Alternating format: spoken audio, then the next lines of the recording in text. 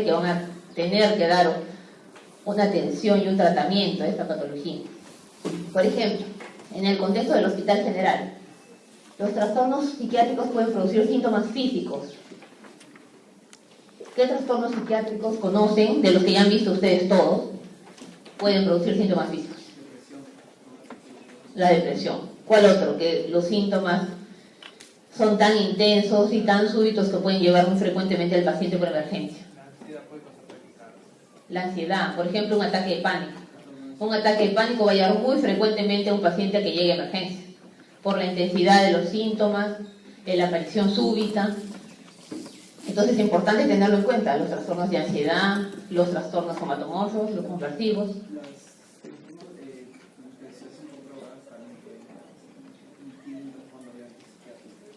Claro, así es, los trastornos por consumo, por abuso de drogas. Otras enfermedades orgánicas que pueden producir síntomas psiquiátricos. Ustedes que están viendo medicina, ¿qué enfermedades orgánicas pueden producir síntomas psiquiátricos? Enfermedades neurológicas, enfermedades cardiorrespiratorias. Las infecciones en general pueden producir síndromes muy parecidos, neurológicos. Las infecciones pueden producir, como les decía, síndromes muy parecidos a una depresión, con letargia, anedonia, irritabilidad, cansancio. Entonces es importante tenerlos en cuenta y hacer el descarte orgánico y finalmente llegar a un diagnóstico correcto. Y la coexistencia de trastornos psiquiátricos y enfermedades orgánicas. Ya han visto ustedes las enfermedades más frecuentes en psiquiatría, los trastornos mentales graves, como la esquizofrenia, que es bastante comórbido de los pacientes que tienen esquizofrenia. ¿Qué comorbilidad médica?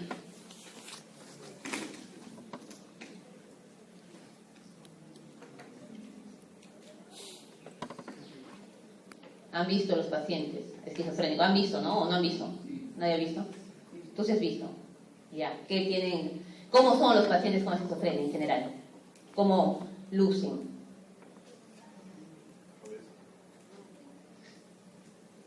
¿Quién dijo? Obesos. Puede ser también como efecto secundario de los antipsicóticos. Así es. Y además, ¿por qué? Por el sedentarismo, por la falta de interacción social. Entonces eso los predispone a... Y eso los predispone a un síndrome metabólico, a diabetes, hipertensión. Entonces los pacientes, en general, los pacientes con esquizofrenia, los pacientes con trastorno bipolar, sobre todo los pacientes con esquizofrenia, van a estar más propensos a tener un síndrome metabólico, enfermedades endocrinas, enfermedades cardíacas. Entonces es importante que ustedes lo tengan presente, porque muchas veces llegan los pacientes esquizofrénicos, en general los pacientes con trastorno mental grave a la emergencia, y porque es un paciente con esquizofrenia no le hacen caso. ¿Están mintiendo? Es importante siempre descartar y tener presente la sintomatología que tienen. ¿Cuál es el objetivo de nuestra intervención? Va a ser resolver la necesidad más inmediata, que es la sintomatología que finalmente lo trae al paciente. Precisar el factor desencadenante. Por ejemplo, podemos tener un paciente que viene con... Una paciente con trastorno de personalidad limítrofe, ya han hecho trastornos de personalidad la semana pasada, que ha tenido un evento muy estresante. Por ejemplo, una discusión con la pareja, terminó con la pareja, o un problema familiar. Y en consecuencia ha decidido tomar la medicina, se tomó una cantidad grande de medicina. Entonces es importante que cuando llegue esta paciente podamos identificar el factor estresante y ver la manera como vamos a ver a continuación, podemos darle el mejor soporte y la mejor resolución. Hay que intervenir para prevenir recaídas y vincular al paciente y su familia con el equipo de salud, donde se va a continuar la atención. Como les decía, ¿no? En la mayoría de las urgencias van a ocurrir en Hospital General. En general, en los hospitales generales, si no hay un psiquiatra, hay interconsulta, pueden interconsultar a un psiquiatra. Si no, igual la primera intervención la van a hacer los médicos que estén en emergencia. Es importante que a partir de esta intervención, la interconsulta o se le dé cita para que luego siga finalmente su atención por psiquiatría. Los elementos. de la urgencia psiquiátrica. Probablemente sean comunes a todas las urgencias, pero es importante destacarlo. Es importante en las urgencias psiquiátricas tenerlo presente, ya que va a ser el paciente que acude con su diferente sintomatología, con la clínica que vamos a poder ver, vamos a poder evaluar. El entorno humano que tenemos que tener presente en consideración, tanto el equipo de enfermería y los técnicos de enfermería que deben estar capacitados para las intervenciones que vamos a dar, como vamos a ver en la siguiente gráfica. El entorno físico, que es bastante importante. ¿Por qué? Porque yo debo tener un conocimiento del consultorio o del área de emergencia o en el área que estoy trabajando, porque tengo que hallar qué potenciales peligros tengo y qué ventajas tiene este ambiente. ¿Por qué? Por ejemplo, en el ambiente que les estoy poniendo ahí en la gráfica. ¿Ven algún peligro? Es pequeña, ¿no? Pero...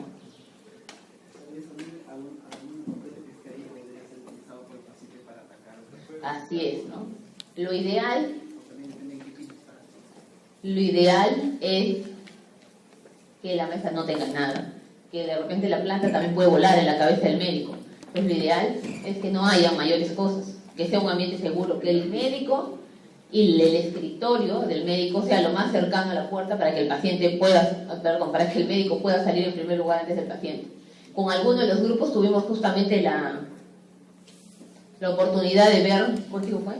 Bueno, con un grupo vimos la oportunidad de un paciente que se agitó en el consultorio. A pesar de que se le pidió al paciente que se pare y se retire, el paciente no se retiró. Entonces los que nos tuvimos que parar fuimos los médicos y salir.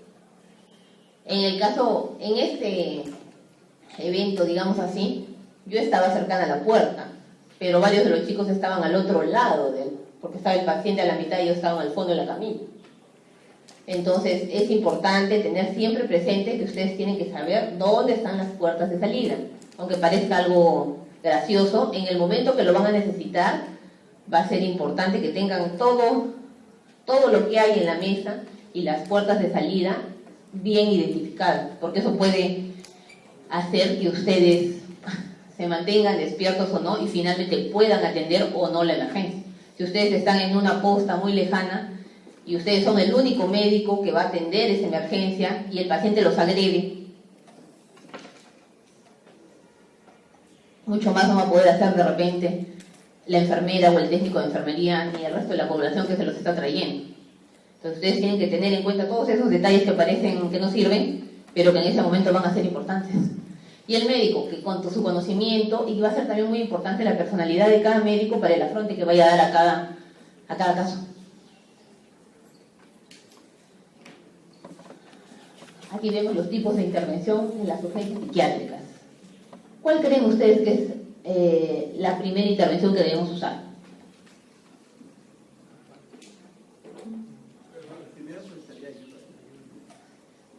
Lo ideal es que primero tengas una intervención verbal. ¿Pero se refiere a la ayuda del paciente o del personal? No, del médico o del personal que está atendiendo la emergencia, la urgencia. Lo primero es tener un lenguaje comprensivo hacia el paciente. Muchas veces va a ser necesario, además de un lenguaje comprensivo, explicar, va a ser también tener un tono firme en algunas indicaciones que se va a dar al paciente. Muchas veces solo con ponerle límites al paciente que va a venir, por ejemplo, en el caso de un paciente agitado, va a servir para que el paciente pueda estar más tranquilo y se pueda intervenir. Si es que vemos que esa intervención no da resultado y se requiere otro tipo de intervención, podemos pasar a la intervención farmacológica. Para eso ya deben conocer la farmacología y hay que hacer un uso racional de la medicación. Finalmente, si el paciente, por ejemplo, se negara a recibir la medicación, van a necesitar pedir ayuda, una solicitud de ayuda, para que venga el equipo que ya está capacitado para poder finalmente hacer una intervención física. Y a través de la sujeción mecánica poder primero inmovilizar al paciente. Debe haber una cabeza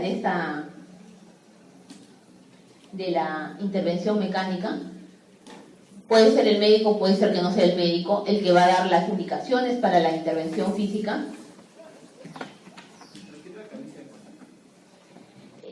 No necesariamente la camisa de fuerza, pero sí van a tener que, como ven aquí en la gráfica, vienen las personas que están capacitadas, que debe ser por lo menos una por cada extremidad, y alguien que vaya y van a intervenir por la parte de atrás, lo ponen al paciente generalmente en el suelo. No tiene que haber una camisa para sujetarlo, pero sí tiene que usar la fuerza para poder sujetarlo con los brazos hacia atrás, para que no vaya a escupir ni morder a nadie. Luego llevarlo a un lugar donde pueda hacer una cama y sujetarlo en la cama. ¿No facilitaría que esto llegar al paciente? Claro, pero muchas veces tienes que inmovilizarlo para poderlo sedar, porque si no, lo que puede pasar es que pueda agredir a alguien, y puede pasar que le agreda a la enfermera y no necesariamente otra persona va a estar capacitada para poner la indicación que está dando. Por eso es importante la solicitud de ayuda y es importante las intervenciones, porque por ejemplo en el caso de un paciente, como les decía, ¿no? Un paciente agitado va a ser más importante aún. En el caso de un paciente que puede atentar en ese momento contra la vida de ustedes, un paciente suicida, que puede en ese momento delante de ustedes sacar algo e intentar agredirse. Por eso es importante que antes de que ingrese al consultorio médico se haga una revisión previa, pero eso no ocurre en todas las emergencias.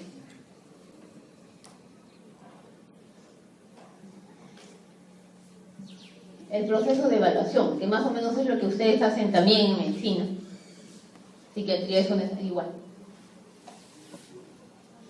Una entrevista inicial. En la entrevista inicial es importante poder obtener la mayor parte de información del paciente, del motivo actual por el que viene, algunas características en general. Si vemos que el paciente no colabora por el mismo cuadro clínico, ahí vamos a recurrir a la colaboración de familiares, a la colaboración de acompañantes.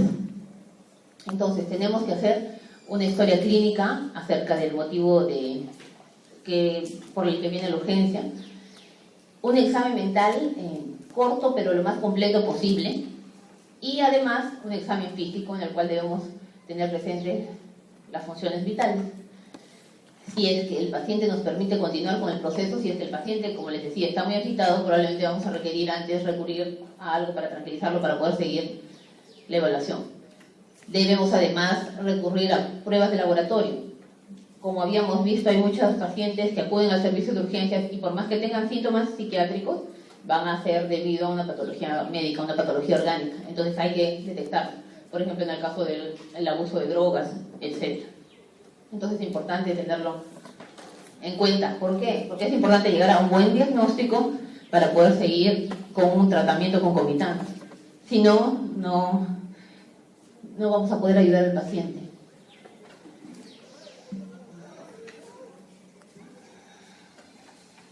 Vamos a empezar por este tipo de urgencia psiquiátrica, por el suicidio, por la conducta suicida.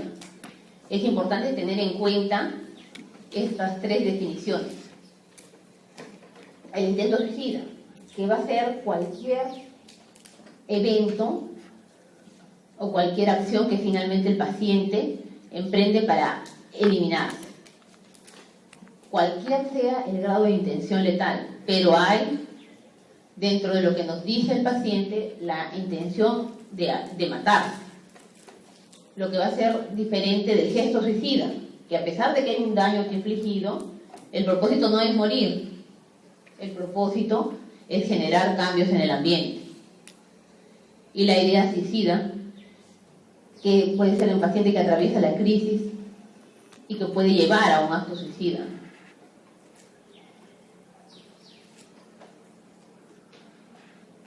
Esto es importante recordarlo, porque el suicidio no es una enfermedad.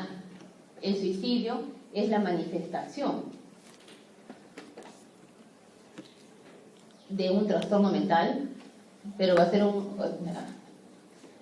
finalmente, por ejemplo, la depresión, los pacientes psicóticos no van a tener una causa de base común, pero pueden todos tener suicidio, pueden tener, ¿no?, tentativas de suicidio.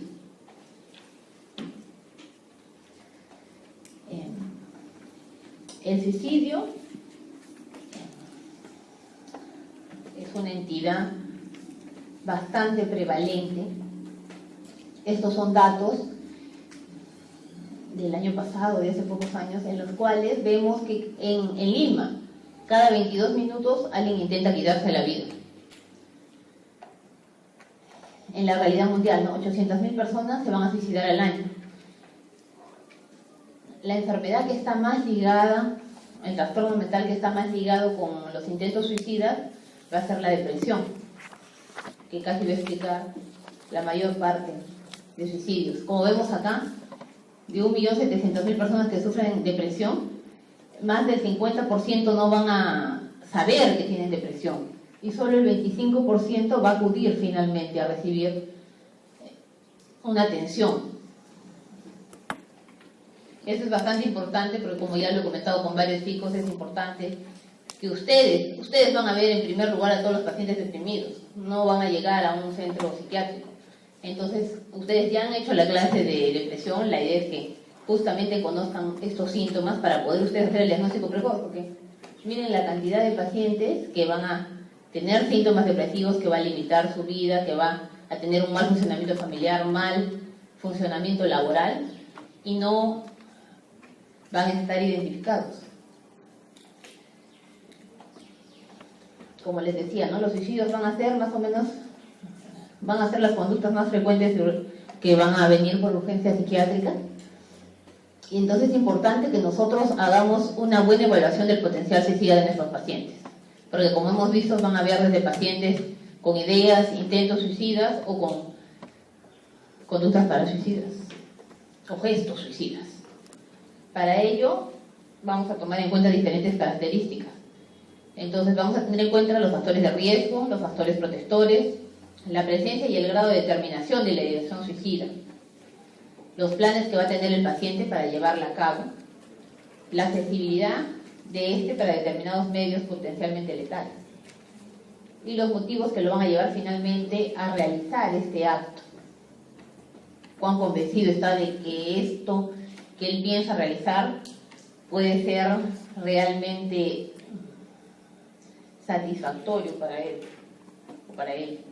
Entonces, dentro de los factores de riesgo sociodemográficos y psicosociales que debemos tener en cuenta, ya conocemos, ya saben, sobre las diferencias en relación a la prevalencia de acuerdo al sexo, ¿no? Va a ser mucho más frecuente los suicidios en pacientes varones y los intentos suicidas en las damas. Como vemos, el suicidio en varones es 4 veces más frecuente que en las damas, y la ideación o intento suicida 3 veces más frecuente, en los varones, y en las damas 3 veces más frecuente el intento suicida. Ahora, estos datos son en la población occidental. Por ejemplo, en el caso de China, los suicidios son mucho más frecuentes en las mujeres, pero en el lado occidental son más frecuentes en los varones.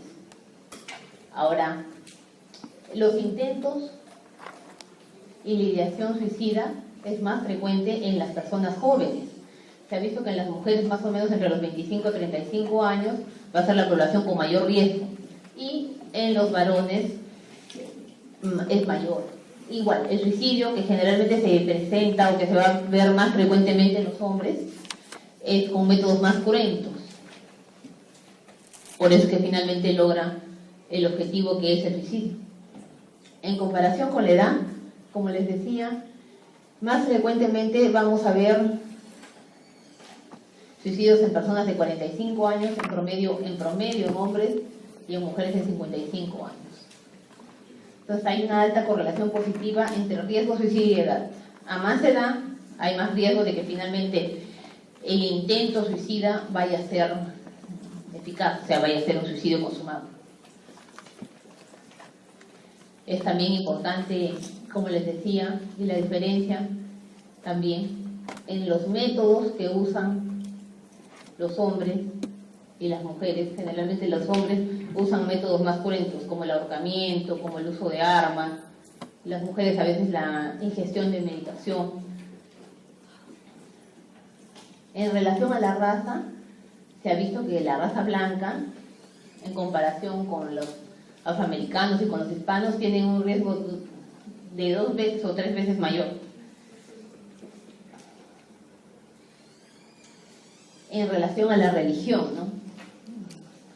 Los protestantes y los judíos van a tener más riesgo de finalmente consumar un suicidio que la religión católica, que también se va a considerar, como vamos a ver más adelante, un factor protector, la religiosidad. También, por ejemplo, en el caso de los protestantes y los judíos, muchos, como conversábamos, tienen la creencia que Alá los va a bendecir, a suicidar. Por eso han visto muchos actos suicidas que hay en general en el mundo, ¿no?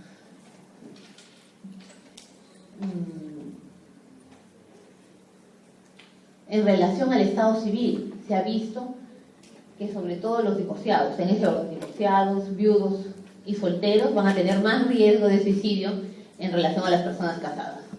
Sobre todo esto es importante para las personas, para los varones, más que para las mujeres, pero el riesgo es menos, pero también existe.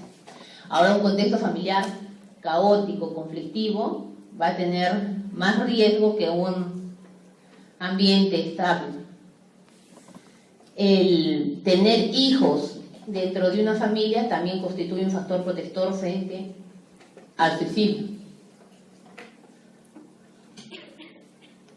Así como en comparación del ámbito rural y el ámbito urbano, se ha visto que en el ámbito urbano hay más tentativas de suicidio y en el ámbito rural más suicidios y que se han logrado consumar porque son también más cruentos, como les decía, ¿no? Igual, uso de herbicidas, pistolas, ahorcamientos. En relación al empleo, vamos a ver que un alto nivel social, el desempleo, la inestabilidad, a medida que hay más inestabilidad laboral también se aumenta el riesgo de suicidio y los conflictos en el centro de trabajo van a ser factores de riesgo para suicidio. Dentro de los profesionales con mayor riesgo de suicidio, ¿quiénes creen que están? Son los médicos. En general, el personal de salud, los médicos, las enfermeras, las trabajadoras sociales, los artistas, los matemáticos, los investigadores en general. ¿Por qué creen que los médicos? Porque hay mucho estrés. Por el estrés. ¿Por qué más? Probablemente porque debido al trabajo que tiene absorbe mucho espacio en su vida y no se desenvuelve en otras áreas, no tiene tanto tiempo para hacer. Claro, para hacer una vida familiar y hacer otras vidas que finalmente también van a tener. No es una vida muy equilibrada, exacto. Eso depende de cada médico también, ¿no es cierto? Además que tiene mucho más acceso a medicinas y a fármacos con los cuales se puede consumar el suicidio. Ya. Como les decía, entre el 90 y 95% de las personas que se han suicidado van a estar relacionadas a un trastorno mental. En 80% a depresión, en 10% a esquizofrenia, demencia, a alcoholismo. Entonces es importante tenerlo en cuenta porque, por ejemplo, en el caso de la depresión, los pacientes cuando acuden al servicio de urgencias, o en general acuden a su consulta médica y se diagnostica depresión, ¿qué se hace?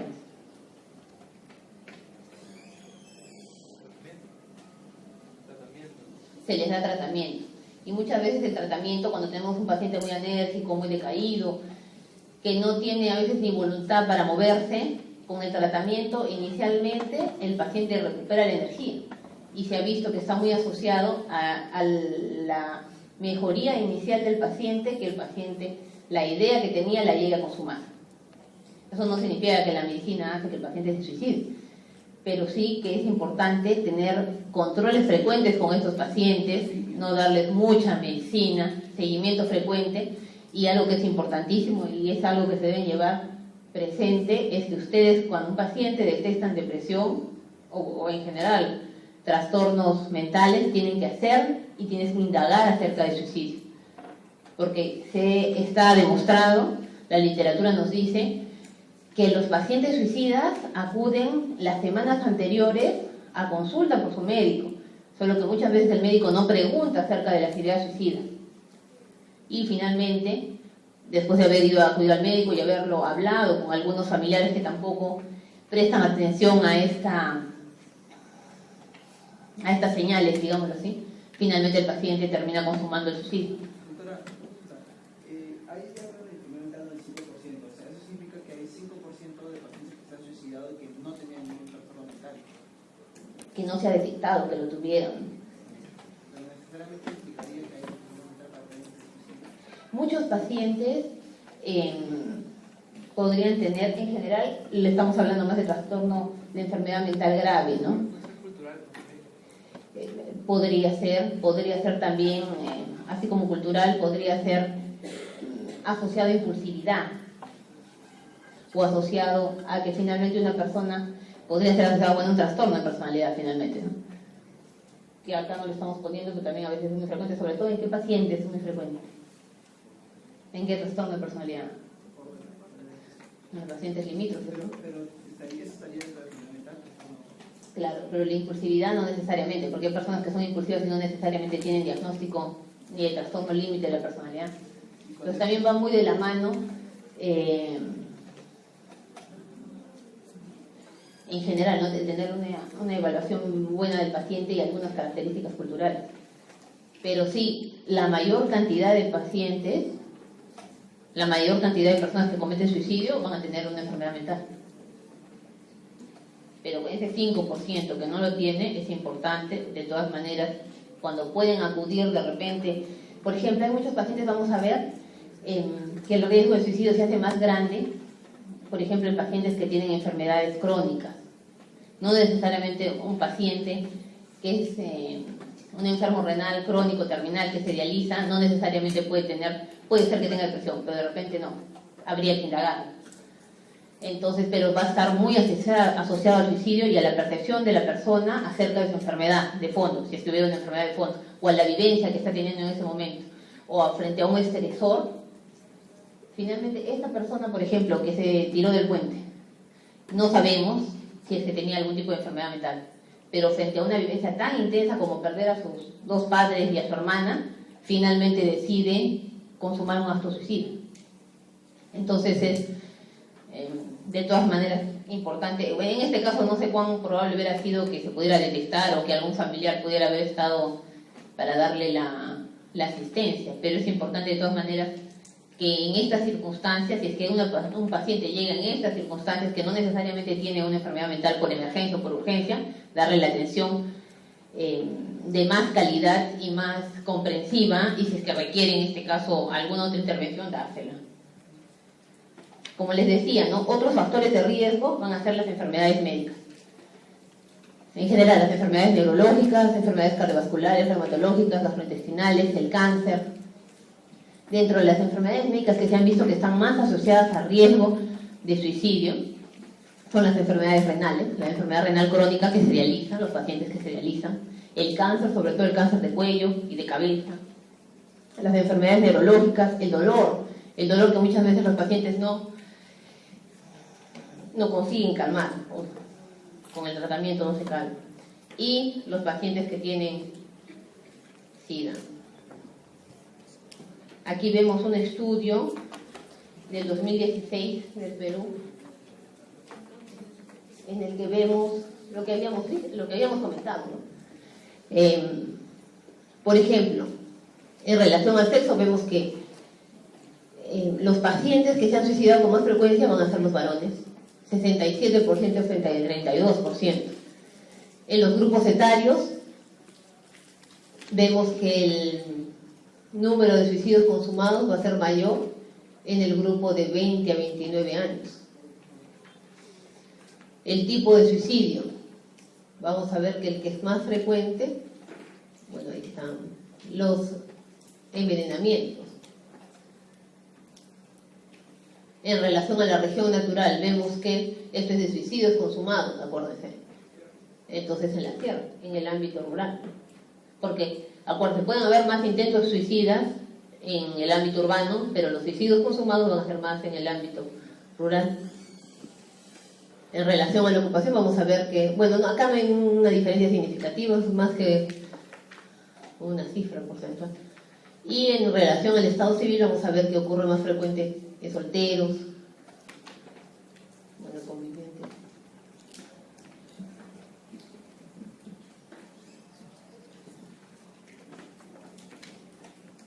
¿Cuáles van a ser los factores protectores? Como les decía, la presencia de niños en el domicilio, la presencia de niños en la familia, el sentido de responsabilidad que va a tener la persona hacia la familia.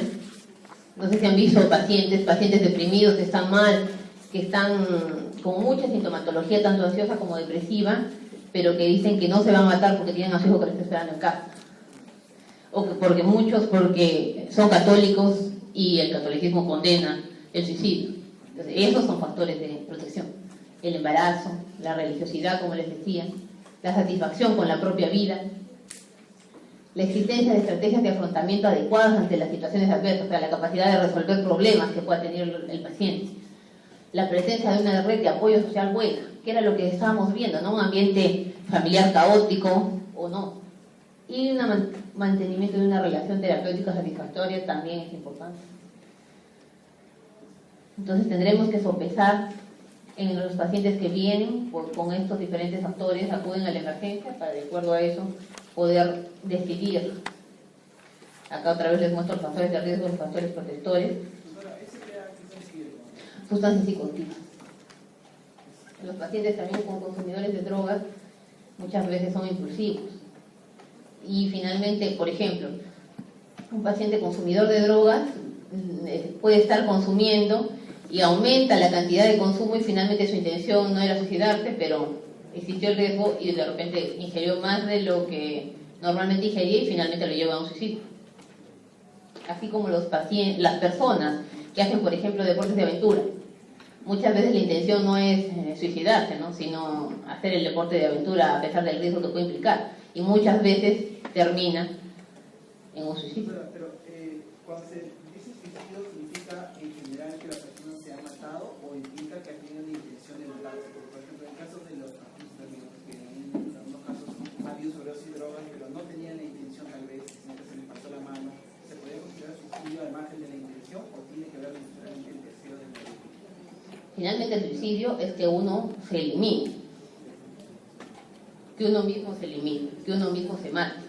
Entonces, finalmente, de repente la intención solo era consumir un poco más de drogas, pero finalmente termina ese acto llevando a que él mismo se haya matado. O sea, cuando hay, digamos, la intención sería intenso. Claro, ahora si tienes un paciente que finalmente por una sobredosis de drogas murió, no puedes saber si es que fue realmente un intento suicida o finalmente la sobredosis o el hecho que haya ocurrido algo hizo que finalmente muriera. Claro, el suicidio es cuando uno se mata por mano propia, matarse a uno mismo.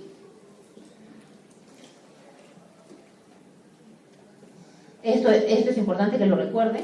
Entonces, hemos visto que hay muchísimas escalas, muchísimas factores a tomar en cuenta. Esta quiero que la recuerden porque esta nos va a mostrar los factores en orden decreciente. Eso quiere decir que la amenaza continua de muerte va a ser la más importante y gradualmente va a ir disminuyendo el riesgo de que el paciente pueda consumar el acto suicida. Vemos que va a ser bastante también importante, por ejemplo, la psicosis. Muchos pacientes psicóticos tienen alucinaciones que les ordenan acabar con su vida y el paciente no tiene ninguna crítica, finalmente va a cometer el acto. La depresión acentuada, el alcoholismo, algo que es también bastante importante y bastante frecuente son los pacientes que ya han tenido intentos suicidas previos. Eso aumenta el riesgo también. Las notas suicidas, los métodos violentos, las enfermedades crónicas, como ya veíamos, las cirugías recientes, las pérdidas graves recientes, la dependencia a drogas, hipocondría. Ahora, como veíamos, ¿no? El sexo masculino, la edad por encima mayor de 45 años, la homosexualidad, la depresión leve, el aislamiento social, desajuste económico, ruina económica y ausencia de ganancia secundaria aparente. Es importante tenerlo en cuenta. Y es más o menos lo que venimos hablando hasta ahora. Entonces, todos los intentos suicidas o amenazas de suicidio deben ser tomados en serio. Si un paciente llega a la emergencia, se tomó 5 pastillas de paracetamol porque quería matarse, acuérdense que ustedes tienen que tener una actitud empática, comprensiva y apoyar al paciente en esos momentos. Apoyar me refiero a indagar primero lo que hemos visto, hacer un buen examen mental, hacer un buen examen físico, si es que es necesario en ese momento, en este paciente, hacer alguna prueba de laboratorio. Entonces, ¿qué técnicas nos pueden ayudar para entrevistar mejor a nuestros pacientes con conducta suicida? Garantizar la intimidad. Es importante tener al paciente, o bueno, cuando el paciente llega a la emergencia, tener un ambiente privado, tratar de disminuir o evitar las interrupciones de la entrevista del paciente. No se debe tener miedo a interrogar a los pacientes sobre los pensamientos o conductas suicidas, como ya veníamos conversando, en los pacientes depresivos, en los pacientes que nos van hablando en general en la evaluación acerca de ideas de desesperanza, ideas de que nada puede mejorar. Ofrecer la ayuda de manera empática y no crítica, y incluir a la familia o amigos significativos en suministrar información. Esto no va a ser revelar la información, ser indiscretos, sino que es importante que esta persona cuenta con una red de apoyo. Y no solo el médico, ustedes que lo evalúen, pueden cargar con toda la responsabilidad por un paciente que piensa cometer un acto suicida. Es importante compartirlo, y parte de la evaluación también va a ser poder recabar más información de la familia.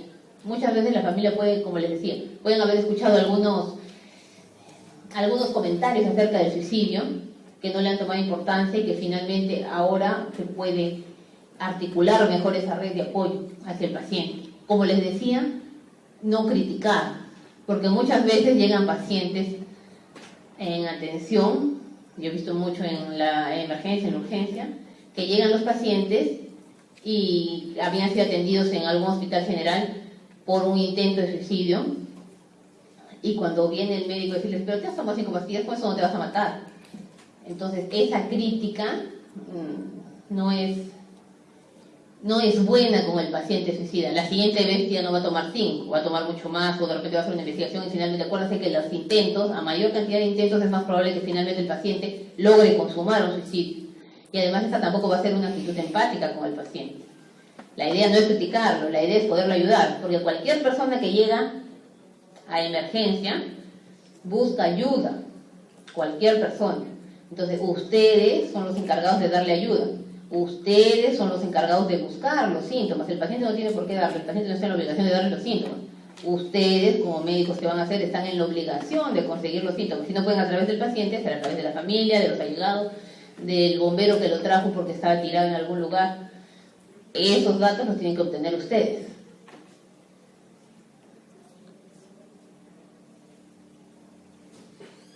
Como les decía, ¿no? El médico en los casos de alto riesgo no debe asumir solo la responsabilidad, debe compartirlo con los familiares y en el hospital con el equipo asistencial. El paciente con ideación e intento suicida necesita ayuda, cuidado y simpatía. Y como ya comentábamos y les ponía el ejemplo, no debe formularse críticas ni juicios sobre su estado. Siempre la actitud del médico debe ser de transmitir esperanza. A pesar de que tengamos pacientes que están al lado, que vienen por una angina de pecho, o que vienen por otra situación que pueda parecer más crítica, estos pacientes también transmiten un sufrimiento, desde la enfermedad o lo que ha ocurrido que finalmente lleve a que hayan tenido un intento de suicidio. Entonces es importante también prestarles atención. Y si finalmente no pueden prestarles atención, entonces habrá que tenerlo acá y habrá que hacer la consulta al psiquiatra y que venga el psiquiatra, y este paciente no se podrá ir hasta que sea evaluado por el psiquiatra. Así tiene que evaluarlo a alguien y tiene que tomar finalmente una decisión. Estas preguntas nos pueden ayudar. De repente para algunos les es más difícil llegar a ponerse en esta situación y cómo abordar esta. Entonces podemos empezar con el paciente preguntándole: ¿se siente infeliz? ¿Se siente desvalido? ¿Se siente desesperado? ¿Se siente incapaz de enfrentar cada día? ¿Siente la vida como una carga? ¿Siente que la vida no merece vivirse? Si frente a estas preguntas vemos que el paciente nos dice que sí, y finalmente siente deseos de cometer suicidio y les dice que sí, no es suficiente solo con saber que el paciente tiene deseos de cometer suicidio. Le debemos indagar más. Si ha hecho planes para terminar con su vida, planes desde tener acceso a algún método letal, cómo se ha puesto fechas para eso, cómo está planeando hacerlo, tiene en su poder píldoras, armas, otros medios, ha considerado cuándo va a hacerlo. Por ejemplo, puede llegar a nuestra consulta a la emergencia un policía que acaba de terminar con su pareja y que lo han visto muy triste y su familia lo trae porque lo ve muy triste.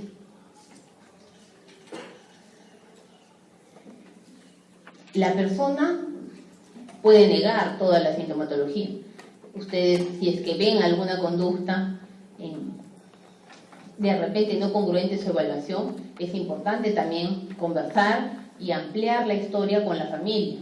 Si la familia les da alguna información acerca de que lo han visto muy triste, que está llorando, que lo han visto que últimamente quiere estar solo, que le ha mandado, no sé, de repente alguna carta diciendo a alguien acerca de una despedida, ¿qué harían?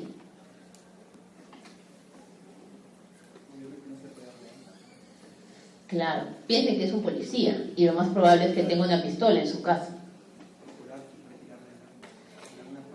Esto va a ser más difícil, ¿no? Que tú le retires el arma, porque al menos que tengas una orden para retirársela no va a ser posible. Pero tú puedes tenerlo lejos del arma, si lo tienes. Me refiero a internarlo. Claro. Y obviamente no se le va a permitir estar con un arma ahí dentro. Claro, no puede entrar el arma. Claro. Pero también se le podría hacer en la institución pedir que se le haga una reevaluación, porque antes de portar armas, los policías o las armadas pasan por un examen mental. Entonces, que se le haga una reevaluación para ver si está en condiciones o si se debe suspender temporalmente, por lo menos hasta que siga el tratamiento. Claro, pero esa indicación es la que le va a dar el médico que le evalúa ahorita en la urgencia, después que se peleó con su esposa y terminó la relación y acude así, porque ya de repente estaba teniendo problemas con la pareja y había alguna situación premórbida y finalmente llega acá porque parece que va a consumar un suicidio. Entonces, de acuerdo, todas esas características tenemos que tener en cuenta. Entonces, como les decía, ¿no? ¿Cuándo vamos a remitirlo al especialista? Cuando hay un trastorno psiquiátrico además, cuando hay una historia de intento de suicidio previa, cuando hay también, es importante esta característica, preguntar, como ya lo habíamos señalado, acerca de un familiar que ha tenido suicidio, familiares con alcoholismo o trastorno psiquiátrico, mala salud física y ningún apoyo social. Entonces, si vemos un paciente que llega con un intento suicida, es importante, frente a la ansiedad que tiene el paciente, calmarlo y podemos usar una benzodiazepina. Podríamos darle diazepam 10 o 20 miligramos endovenoso, de acuerdo al grado de colaboración del paciente, porque si no también podríamos hacerlo de forma oral. Importante en la evaluación también poder hacer una psicoterapia de apoyo. Ahora, como vemos en la gráfica, en el flujograma, de acuerdo a los criterios que vaya a tener nuestro paciente, vamos a decidir que se hospitalice, un tratamiento farmacológico y que se vaya a casa y que regrese por una forma ambulatoria. Eso depende, como hemos visto, del grado de apoyo familiar que tenga y de los riesgos y factores protectores que pueda tener. De acuerdo a eso vamos a tener que tomar una decisión. Finalmente, si no la podemos tomar, habrá algún psiquiatra o algún especialista que decida tomarla en pro del beneficio y de la salud y de la vida del paciente. Si es que es de bajo riesgo, sería tratamiento ambulatorio, ¿verdad? Sí. Si es que es de alto riesgo, sería hospitalizar. Y el tratamiento farmacológico sería para ambos. Para el bajo y el alto riesgo. Ahora, si es un paciente que de repente se va a quedar hospitalizado y está más, hay más ansiedad, más intranquilidad, pues ahí, como les decía, recurrir a un ansiolítico endovenoso, a un diazepam. De repente, en el paciente que está algo más tranquilo, podemos recurrir a esta medicación vía oral. Si además en este paciente, por ejemplo, que les decía el policía, le damos diazepam, le ponemos diazepam y está más tranquilo, ¿qué sería de repente el segundo lugar en este caso? Que les he dicho que ya tenía problemas de pareja, ya estaba triste. Ya, la terapia de apoyo, la psicoterapia de apoyo. ¿Algo más le empezarían? ¿Algo más le darían? Un antidepresivo. Ahora, ¿el antidepresivo cuándo hace efecto? 3 o 4 semanas después. No, generalmente de 4 o 6 semanas. Entonces van a empezarle el antidepresivo, pero no es que van a ver, o sea, la emergencia no la va a solucionar el antidepresivo. Lo que va a solucionar la emergencia va a ser la benzodiazepina. Lo va a trabajar, va a estar más tranquilo, va a solucionar la ansiedad que puede haberlo llevado y que finalmente lo tenga acá. Pero hay que iniciar el tratamiento porque la idea es que empiece ya a tomar la medicina, pero eso no va a resolver la urgencia. Esto, las recomendaciones especiales, que toda amenaza de suicidio, como ya habíamos visto, debe tomarse en serio. El suicidio puede afectar a cualquier tipo de persona. Preguntar acerca de la ideación suicida, como ya habíamos visto, no es potenciarla. Entrevistar a familiares no es violar la confidencialidad. La intervención en crisis no tiene como finalidad convencer al paciente. Y el psiquiatra, el médico, finalmente puede ayudar en la detección precoz y el tratamiento concomitante, ¿no? Ya, otra urgencia psiquiátrica es el paciente deprimido. Ya han visto ustedes, ¿no es cierto? Ya han visto depresión. ¿Qué criterios necesitan para hacer diagnóstico de depresión?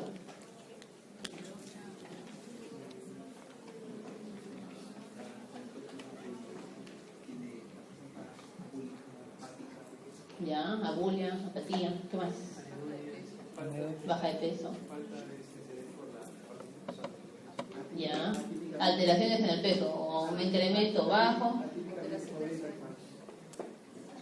o aumento del apetito, baja de apetito y por consiguiente su repercusión, una alteración en el ámbito sexual, insomnio y hipersomnia. Ya, pero en relación a la sintomatología, ¿qué más? Para aquella depresión, ¿qué tiene que haber? Tristeza, claro, tristeza o anedonia. Que esos son los dos criterios mayores que tienen que ver, tristeza o anedonia. La mayor parte de los días, por lo menos por 2 semanas.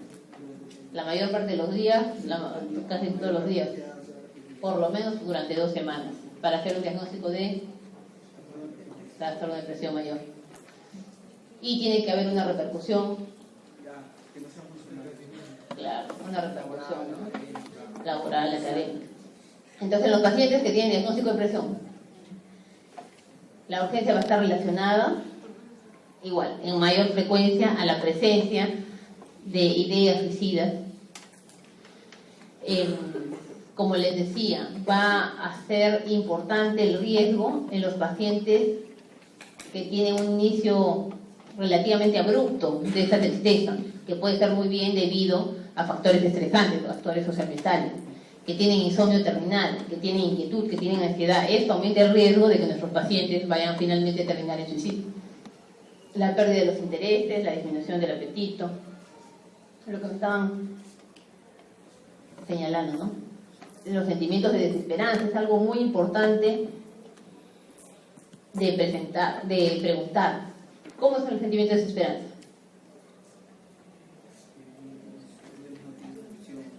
Que el paciente crea que no hay solución para los problemas que tiene. La retracción social progresiva. Ahora, es importante que diferencien las ideas pasivas de muerte de la ideación e intento de suicidio. ¿Saben cómo son las ideas pasivas de muerte? ¿No? No, cuando un paciente les dice que desearía echarse y dormir y no despertar nunca más. Esa es una idea pasiva de muerte. Pero no se implica que el paciente vaya a hacer algo, ustedes tienen que preguntarle. Y si el paciente dice que él no va a hacer nada por eso, no queda más que una idea pasiva de muerte. Pero es importante seguir esa idea pasiva de muerte que no vaya a evolucionar a una ideación y un intento suicidio. Que me gustaría salir a la calle y que el carro me atropelle. Es diferente de que el paciente esté caminando por la Ruta Americana, pero que implica que él no haría nada para consumar eso que piensa. Claro, pero tú no vas a hacer nada para eso. Eso tú tienes que tu evaluación de tus factores de riesgo, tus factores protectores, lo que puedas conversar con la familia. En teoría, a medida que tú vas desarrollando una mejor relación con tu paciente, tener más empatía y conocerlo más, el paciente va a ser más sincero contigo. No tendría por qué mentirte. De primera instancia, ustedes no deben pensar que el paciente va a venir a mentirles. No. Pero sí es importante, sobre todo si es una primera intervención, que corroboren algunos datos que a ustedes les pueda parecer que el paciente no les termina de decir la verdad.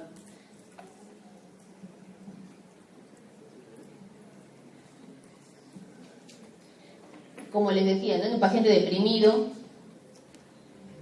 hay bastante riesgo cuando el paciente inicia la medicación, cuando el paciente ha dejado la medicación.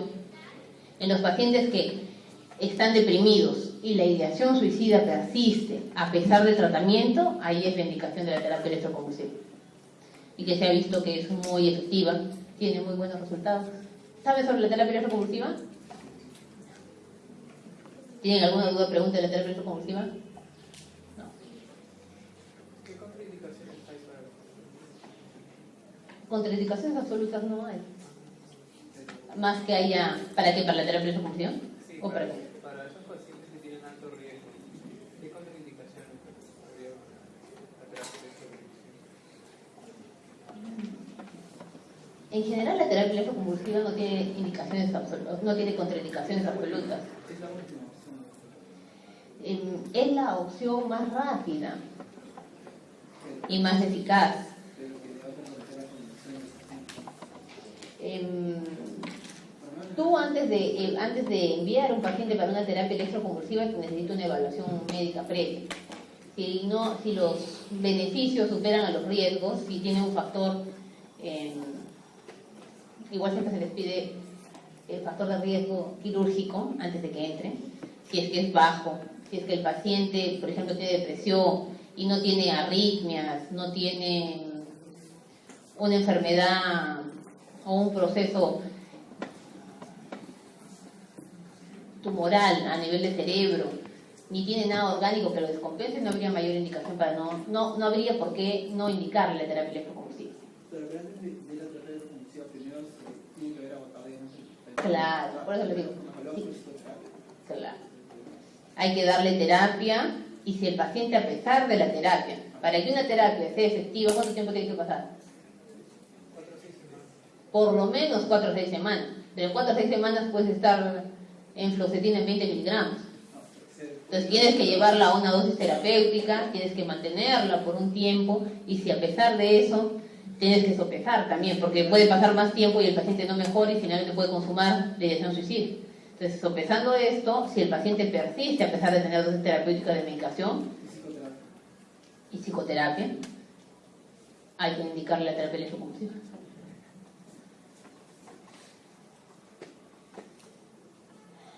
Esos pacientes que tienen depresión, que puedan ver, no sé, acá, o cuando estén en el CERU, si tiene un paciente con depresión y antes no tuvo ideación suicida, igual, es importante siempre, de forma rutinaria, hacer la evaluación del riesgo suicida, de la intención suicida.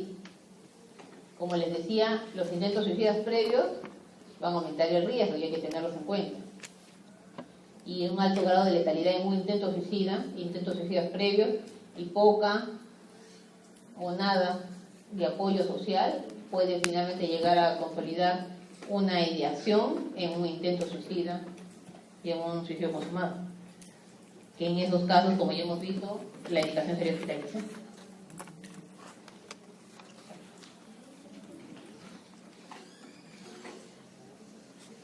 Ya, el paciente en agitación psicomotriz. ¿Han visto pacientes en agitación psicomotriz? ¿No? Yo con un grupo vi, no sé de qué alguien estará acá. Porque en el consultorio se agitó la paciente, la que les comentaban. Y finalmente salimos, estábamos varios cerca de la puerta, pero otros estaban al otro lado de la camilla de la paciente. Pero finalmente lograron pararse y salir. ¿Tú no estabas? ¿Con quién has sido? Pero bueno. La cosa es que finalmente logramos salir todos, la paciente no salió, se encerró en el consultorio, empezó a romper las cosas, se puso a punto y se cerró. Era una paciente con retardo mental, con una psicosis orgánica.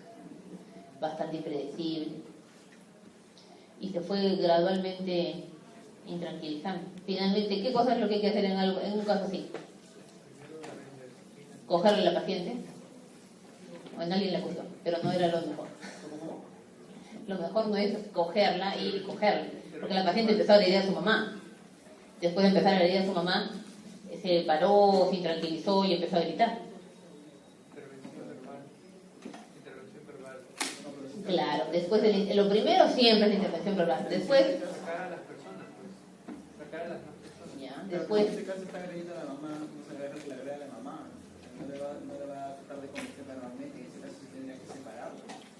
claro, pero igual lo primero que tienes que hacer siempre es intervención verbal. No, lo primero no es cogerla y separarla, sino intervenir verbalmente, ponerle los límites, decirle que eso no se puede hacer y después, Pero si tiene retraso mental, ¿qué va a entender? depende del grado de retardo mental, puede entender lo que le dices y las indicaciones. Muchas veces también es importante que en el caso de la intervención, como vamos a ver, el equipo que entre contigo a atender esta agitación psicomotriz finalmente puede ayudar a que la paciente se quede más tranquila, sin que finalmente intervengas de una forma física. Solo el hecho que esté el médico con el equipo que puede llegar a hacer una restricción mecánica si es que lo requiriera. Entonces, lo primero siempre es la intervención verbal. Si tu intervención verbal no da resultado, ahí vas a recurrir a la intervención física o a la intervención farmacológica. Bueno, en este caso tendría que ser las dos, ¿no? Si el paciente no se calma. Bueno, la agitación es la actividad motora exagerada, desorganizada, con exaltación y excitabilidad mental, ¿no? En el DSM-5 lo va a definir como una actividad motora excesiva, asociada a una sensación de tensión interna, que se va a asociar, va a ser gradualmente ascendente y puede llegar finalmente a comportamientos agresivos hacia la misma persona y hacia terceros. Entonces, el personal de salud debe considerar 3 aspectos frente a un paciente potencialmente violento o peligroso: la seguridad en el proceso de la evaluación de la etiología y el tratamiento del problema de base. Este paciente puede llegar y cuando ustedes les alcancen la hoja para evaluarlo, lo traen porque está agrediendo en la calle, pero ustedes lo ven y está afuera sentado. Entonces, pero eso tienen que tener en cuenta a la hora de aproximarse a atender a este paciente. Y en qué ambiente lo van a hacer y con quién van a entrar para evaluar a este paciente, o van a salir para evaluar a este paciente. Entonces, como les digo, siempre la primera interacción debe ser verbal. El entrevistador se puede acercar, no hacer juicios, se presentará con una actitud tranquila, verbalizar, manifestar el deseo de ayudarlo, asegurarle la confidencialidad. Siempre tiene que ser pensando y sopesando el riesgo que pueda haber frente a la situación del paciente. Se le puede ofrecer algo para tranquilizar, de acuerdo a cómo está el paciente. Por ejemplo, esta paciente que les comentaba, había un pomo de agua. Ella cogió el pomo de agua y lo tomó. Si le ofrecen una bebida caliente y se la tira. Por eso tienes que sopesar el riesgo. Porque finalmente esta paciente que tomó el agua, esta paciente, la misma que les digo, cuando salimos cogió y tomó el agua y luego cogió el pomo y lo lanzó. Tiene que tener por eso, como les decía, transmitir al paciente los límites requeridos acerca del comportamiento. En algunos casos, en algunos pacientes sí va a ser útil y va a lograr que el paciente se tranquilice y va a lograr que finalmente podamos intervenir. En otros casos no. Finalmente, si ustedes, por lo que les han referido, porque el motivo de consulta que les han dicho, sienten miedo o se van a acercar al paciente y sienten miedo, háganle caso a su miedo y no se lancen porque no es lo mejor. Finalmente pueden ser agredidos y no van a poder tener ningún tipo de intervención. La idea tampoco no es que hacerse los valientes y lanzarse. Como les decía, ¿no? La restricción física va a ser el siguiente paso después de la intervención verbal. Si el proceso de agitación va aumentando, el paciente no colabora, el comportamiento se vuelve incontrolable, entonces ya tenemos que estar frente a una restricción física. Llamaremos al equipo, el equipo debe estar capacitado para hacer este procedimiento, va a haber alguien que va a liderar este equipo, que idealmente es el médico, que va a dar las indicaciones para que se pueda sujetar las manos del paciente, ponerlo en el suelo, como les decía, con boca abajo, para que el paciente no muerda ni escupa a nadie. el médico también debe ser cuidadoso del dar las indicaciones, no exagerar en algunas indicaciones que pueden ser entendidas luego como el paciente como una ofensa personal o como algo directamente hacia él. Y como les decía, en algunos casos la sola presencia del equipo con el médico puede calmar al paciente y puede hacer que el paciente colabore lo necesario como para que el paciente, después de que está ahí, salga y se le ponga la medicación para que finalmente pueda disminuir esta agitación. En el caso de esta paciente, finalmente cuando vino el equipo para llevarla, la paciente estuvo tranquila y se la llevaron a una emergencia y en emergencia estuvo tranquila, que había más personal. Ahora, en esta paciente, que era una paciente con psicosis orgánica, vivía en una institución y ese día las personas de la institución no le habían dado la medicación. Eso hizo que la paciente estuviera.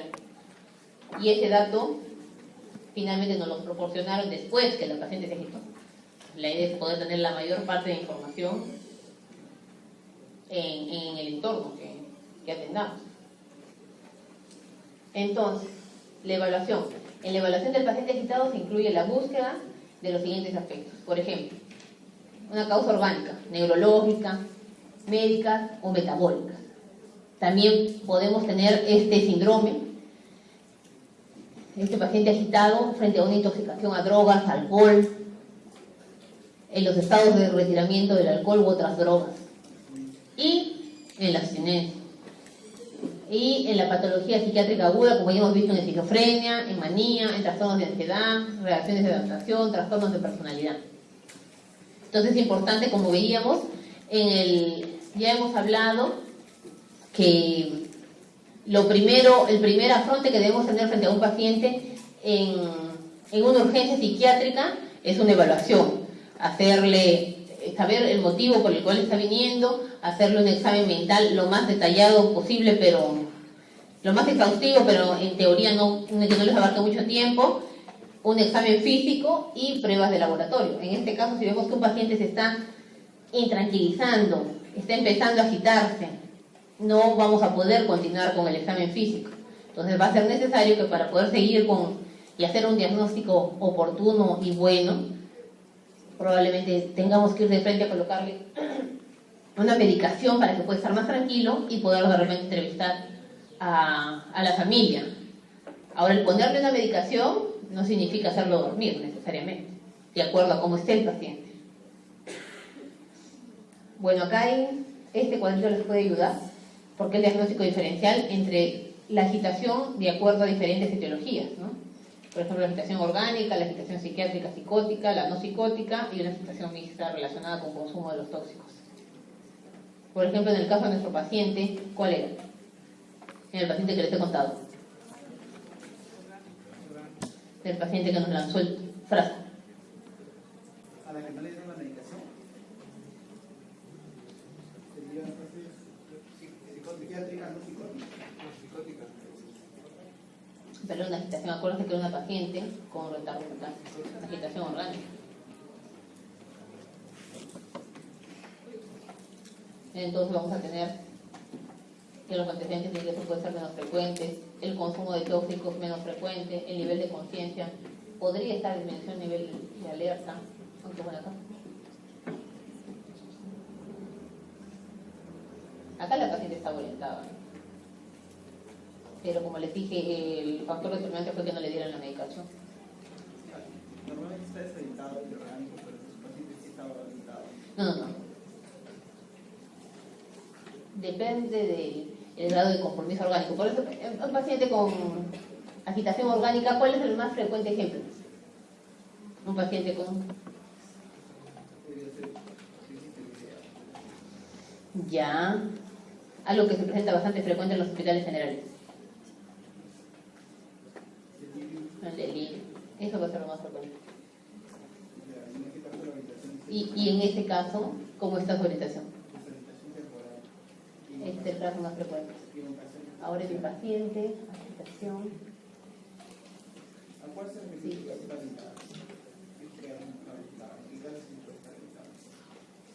No, en un paciente con delirio no va a estar orientado. En la que yo me refería a mi paciente, ella sí está orientada.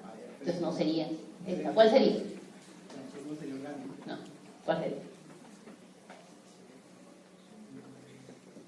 Acá todos dicen, sería la psiquiátrica no psicótica o psicótica.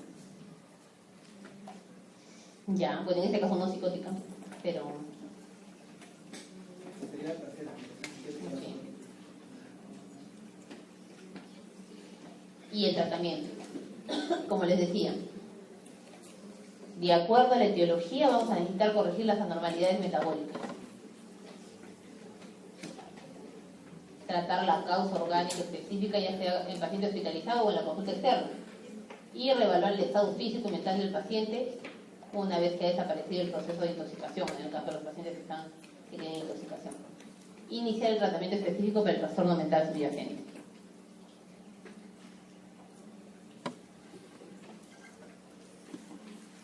En un paciente con agitación psicomotriz, lo primero que tenemos que usar son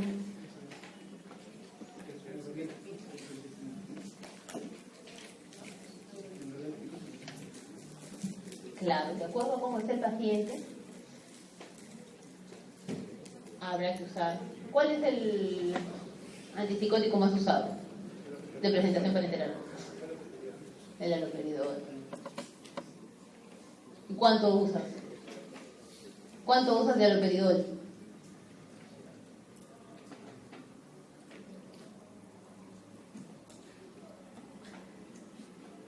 En un delirium, ¿cuánto usas?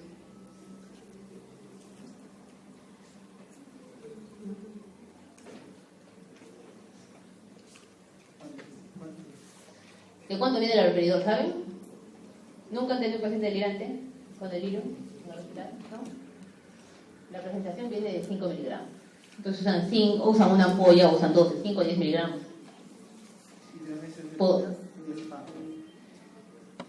De acuerdo a la etiología, por ejemplo, tiene un paciente con fiebre, no usan neurolépticos. ¿Por qué?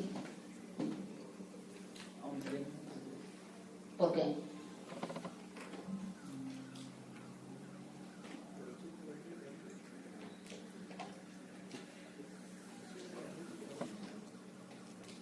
¿A qué predisponen? ¿Qué pueden llevar? ¿Cuál es un efecto adverso de los neurolépticos que puede llevar al paciente a la UCI? ¿Alguien sabe? Claro. Entonces ustedes le ponen y por esa razón la agitación no va a ayudar. Así es. Porque la causa justamente van a ser los neurolépticos. Si es intoxicación por alcohol, lo ideal no es usar benzodiazepina, sino usaremos un antipsicótico. En un paciente psicótico lo ideal es usar un neuroléptico. Ahí podemos darle 5 a 10 miligramos. De acuerdo a la respuesta que vayamos teniendo con el paciente, se volverá a repetir la dosis.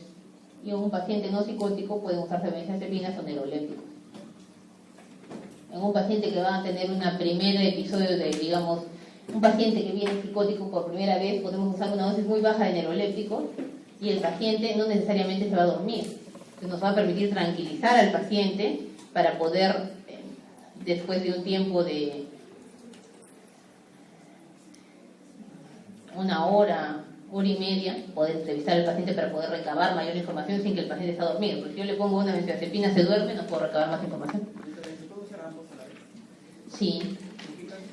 Por ejemplo, en pacientes que están, por ejemplo, en pacientes psicóticos, que vienen, le ponen la medicina, pero el paciente sigue forcejeando y si está sujeto sigue despierto y sigue muy tranquilo. En ese caso va a ser necesario, frente al daño que se puede hacer el paciente, poner las dos medicaciones, para que finalmente el paciente duerma. Primero tiene el neuroléptico y después la benzodiazepina, que no vamos a nada. ¿Por qué vía se pone el neuroléptico?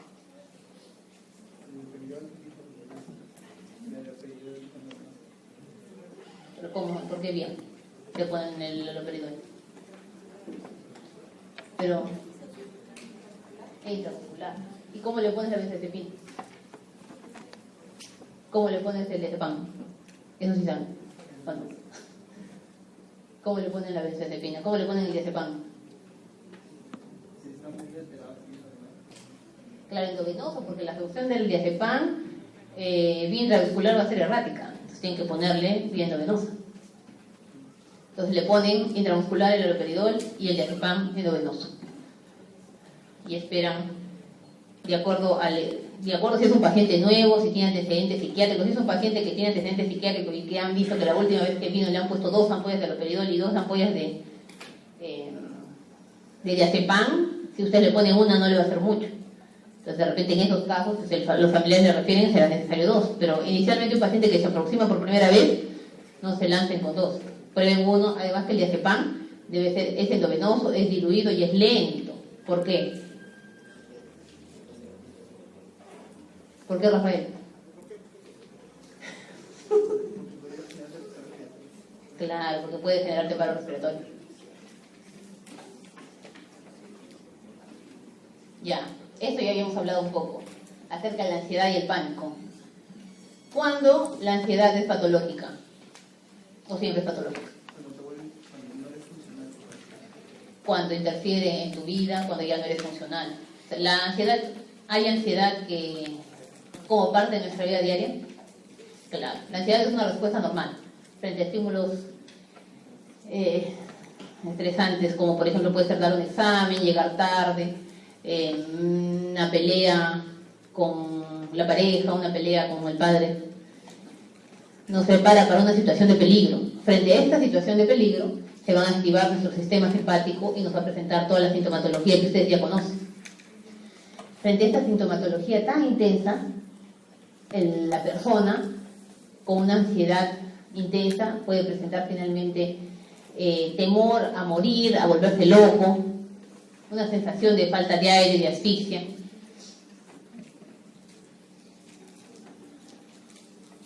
Todas las manifestaciones neurovegetativas que ya conocen, ¿no? La metiasis, la palidez, los sudores profusos, taquicardia, taquipnea.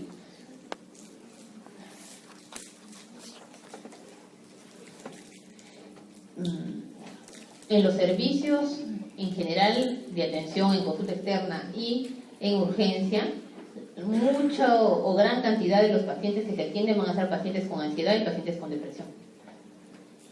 El 25% de los pacientes con dolores torácicos van a acudir a la urgencia y van a tener una crisis de pánico.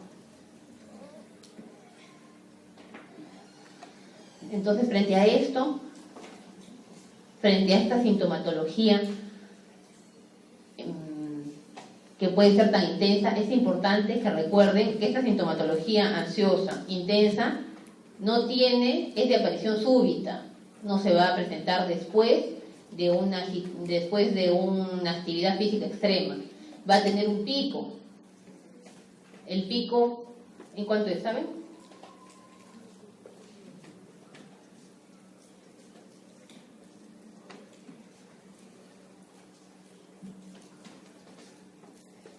Es diferente que el paciente esté ansioso todo el día a que tenga una crisis de pánico, un ataque de pánico.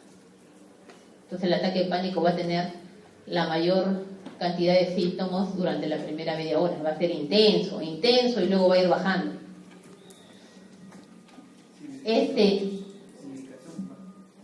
Claro, sin medicación baja. Los síntomas, lo que pasa es que no es inmediato, que va a disminuir. Entonces durante eso de pico en el cual está la sintomatología intensa, porque luego pasando los 40 minutos va a ir bajando gradualmente, no es que desaparece de un momento a otro. Entonces la sensación, ya hemos visto todos los cambios simpáticos que produce toda la sintomatología vegetativa, la sensación de muerte, la sensación de volverse loco, va a estar presente. Eso es lo que hace que los pacientes acudan a la emergencia. Y si ya tenía una crisis, ya sabe la sensación que está empezando a incrementarse, entonces el paciente acude por emergencia. Entonces es importante, como veíamos también en los casos anteriores, descartar patologías orgánicas que, como veíamos antes, pueden también semejar una crisis de pánico, que es la angina de pecho, el consumo incrementado de café, delirio, crisis epilépticas parciales complejas, epilepsia del lóbulo temporal, hipoglucemia, hipoxia, hipertiroidismo, hipoparatiroidismo, intoxicación por psicotrópicos, embolia pulmonar, taquicardia paroxística y tirotoxicosis. Para esto, en muchas ocasiones va a ser necesario, además del examen que tenemos que hacer a todos nuestros pacientes y que deben ustedes practicarlo todas las veces, la evaluación mental, hay que hacer el examen físico y va a ser necesario en muchos casos también hacer pruebas de laboratorio. Importante, nuevamente, establecer una buena relación emocional con el paciente, escucharlo y reasegurarlo. Como nuestra obligación es, en primer lugar, descartar algo orgánico, en un paciente que llega por primera vez a la emergencia, a la urgencia, y tiene esta sintomatología, no debemos pensar en primer lugar que es una crisis de pánico. Estamos en la obligación de descartar cualquier patología orgánica.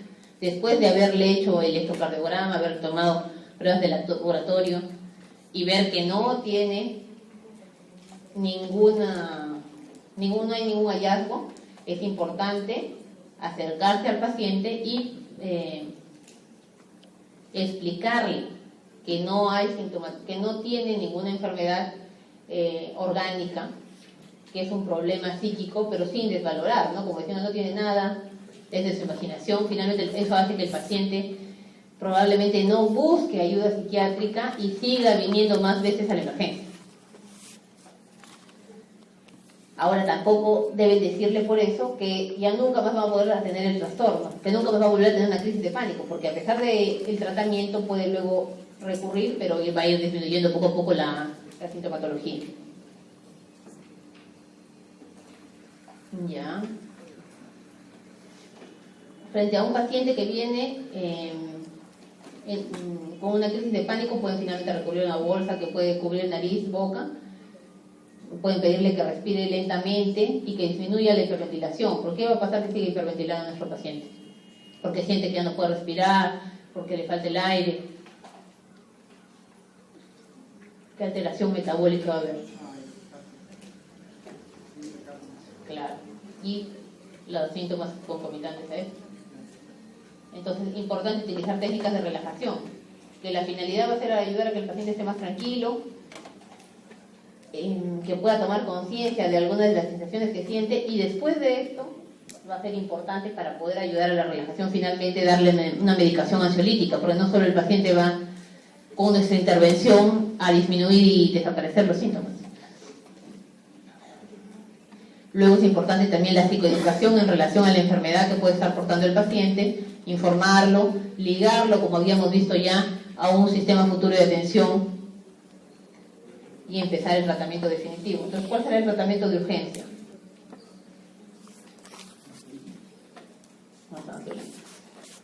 Entonces, igual, hay que darle diazepam. No necesariamente es un paciente que viene con un ataque de pánico, tenemos que darle vía endovenosa. Puede el paciente recibir la medicación vía oral, puede recibirlo diazepam o alprazolam en muchos casos, en cualquiera de las presentaciones. Y el tratamiento de fondo es con antidepresivos. Entonces igual, iniciaremos el tratamiento de los antidepresivos, pero lo que va a cubrir la urgencia, ¿qué es? Un ansiolítico.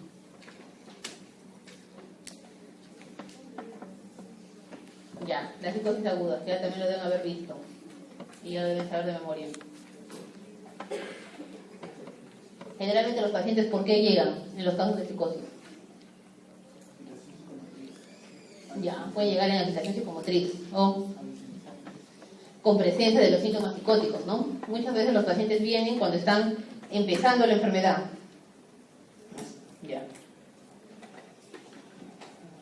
Entonces, pacientes que están en agitación psicomotriz, pacientes que son traídos por la familia cuando están presentes los síntomas psicóticos, cuando están empezando la enfermedad, cuando han abandonado el tratamiento y vuelven a aparecer los síntomas psicóticos, cuando pueden haber psicosis agudas que también deben haber tocado en la clase de drogas, que aparecen después del consumo de las drogas. ¿Cuánto tiempo han tocado eso? No. ¿Cuánto tiempo la psicosis por consumo de drogas? ¿Cuánto tiempo son? ¿En cuánto tiempo se hace el diagnóstico? Bueno, el diagnóstico, idealmente pronto. Si yo digo que mi paciente le hago diagnóstico de psicosis por drogas,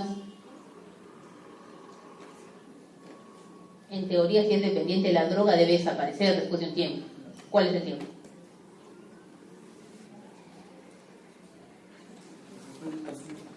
Claro. Claro, si el paciente no vuelve a consumir, ¿en cuánto debe desaparecer esa psicosis?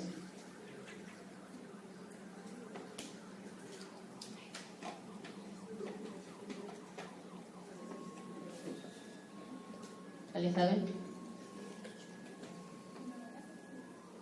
No. Más. ¿Quién da más? No. Más. No. Si es por una droga, la psicosis puede ser hasta un mes. Si después de un mes siguen los síntomas psicóticos, ya no es por el consumo de drogas. Puede haber finalmente desencadenado una esquizofrenia latente. Hasta un mes.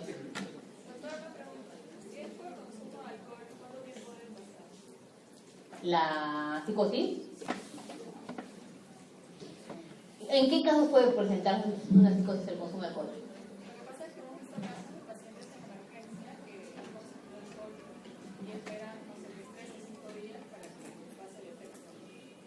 Ya, pero ¿por qué? ¿Qué complicación hacen los alcohólicos que pueden tener psicosis? El delirium tremens. ¿Y el delirium tremens en cuánto tiempo pasa? O sea, la última complicación de la abstinencia alcohólica es el delirium tremens, ¿no es cierto? Lo más avanzado de la abstinencia alcohólica. ¿Y en cuánto tiempo pasa? Para responder a tu pregunta y terminar, vamos a... Bueno, otra urgencia va a ser la intoxicación etílica, como ya justamente estaba mencionando. Vamos a ver diferentes grados de alcohol, de alcoholemia en sangre y diferentes síntomas. En un paciente que es un bebedor esporádico vamos a ver que los síntomas van a ser diferentes que en un bebedor crónico. Como pueden ver, la diferencia desde un grado de alcohol de 50 a 100 miligramos por decilitro, que puede ser en un paciente bebedor esporádico con coordinación, euforia y verborrea, en un paciente bebedor crónico no va a tener mayor efecto. Y va a requerir mucho más cantidad de alcohol en sangre, de ingestión de alcohol, para poder llegar a una letargia, estupor y coma.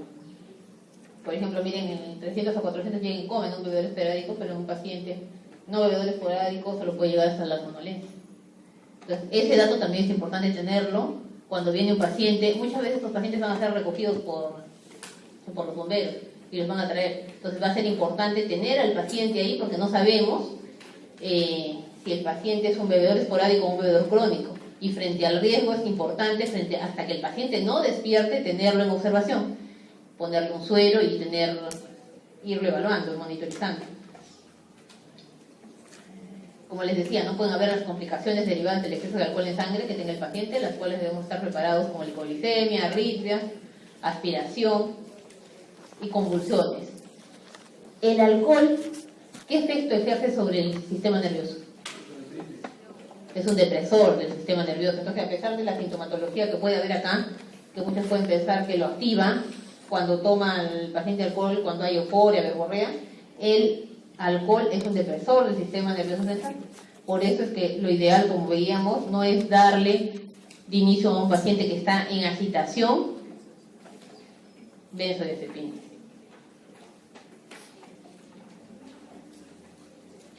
Entonces, frente a un paciente que acude, el manejo debe ser de acuerdo a cómo vayamos evaluando al paciente y de acuerdo a cómo el paciente vaya respondiendo.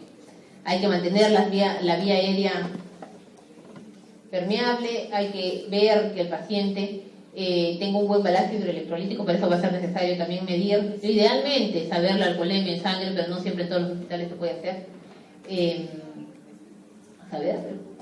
Evaluar sus electrolitos, ver, bueno, un balance hídrico para saber la cantidad de líquidos que ingresan, que son eliminados, vigilar la posibilidad de regurgitación, que finalmente haya una broncoaspiración. El paciente puede presentar excitación psicomotriz. ¿Por qué? Decíamos, por el delirium tremens. Y en este caso va a ser necesario los antipsicóticos. ¿Qué antipsicótico? Haloperidol, intermuscular.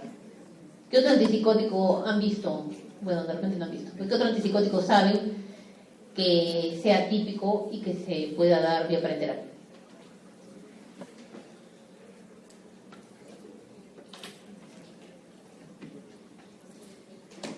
Leonel, ¿no sabes?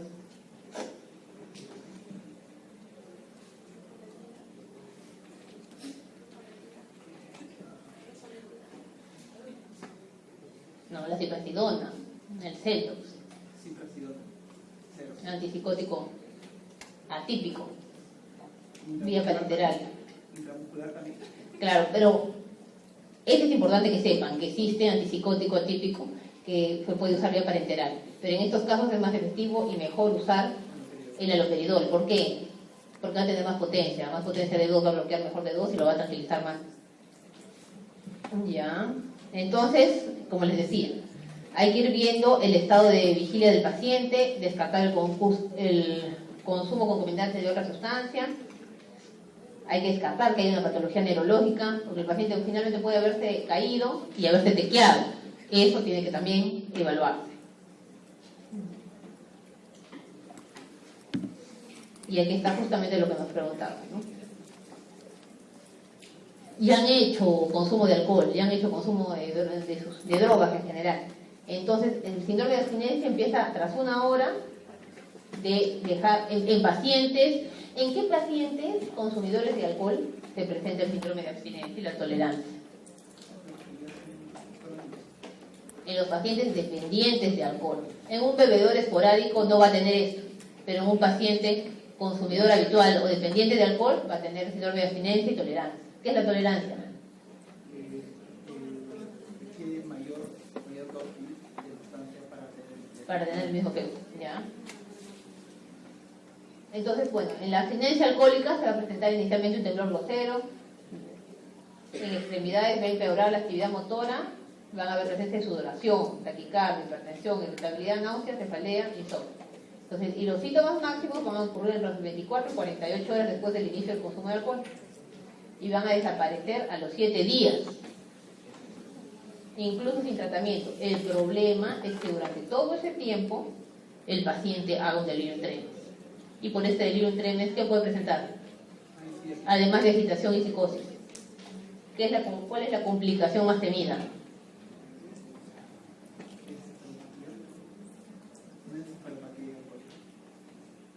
Ya, pero del delirio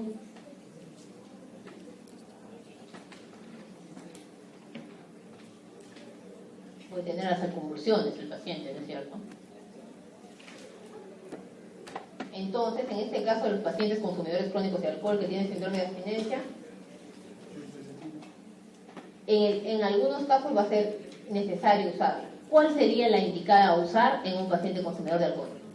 En un dependiente de alcohol. Pues ya han hecho benzodiazepina.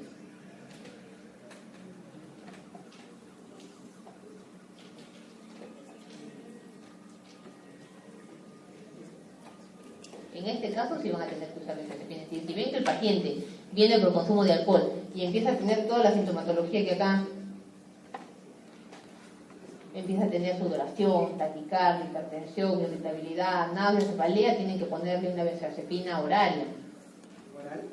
Horaria. Y ahí le pueden dejar diazepam. Si necesitan usarlo vía parenteral, ¿cuál es el más indicado?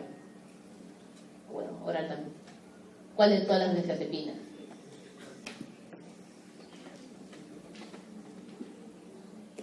El lorazepam no se metaboliza por el hígado.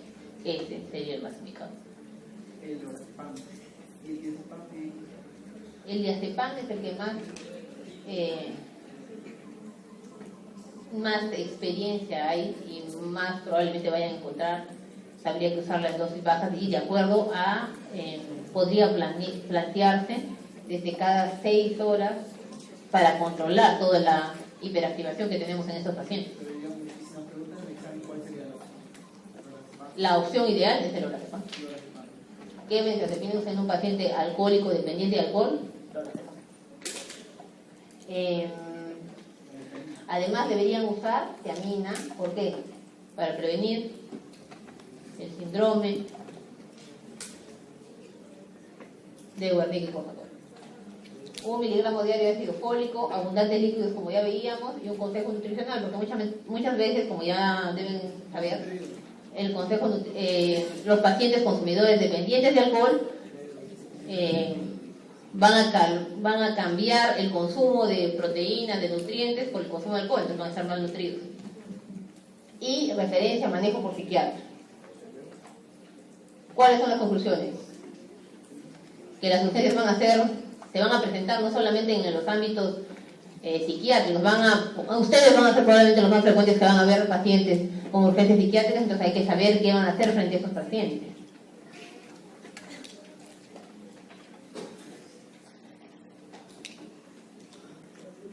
Y eso es todo, chicos.